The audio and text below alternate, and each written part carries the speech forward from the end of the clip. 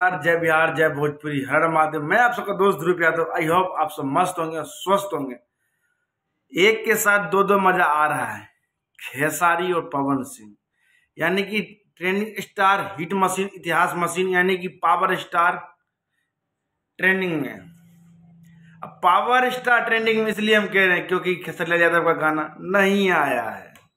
जिस तरह से कह रहे थे कि 6:30 पर गाना आएगा, उस तरह गाना नहीं आया, लेकिन गाना एक ही कलाकार का आया, यानी कि पावर स्टार पवन सिंह, यानी कि सुपर स्टार।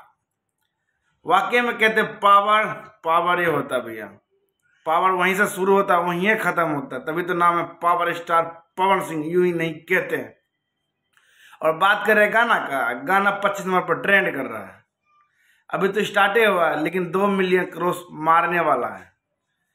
18 घंटे में गाना 2 मिलियन क्रॉस मार चुका हो। गाना पता किस चैनल पर आया है? टी सीरीज हमार भोजपुरी पर। गाना गर्दा मचा रहा है और जबरदस्त के साथ धूम मचा रहा है। गाना का बोल काफी जबरदस्त है, थोड़ा सा लाइन सुन भी लीजिए।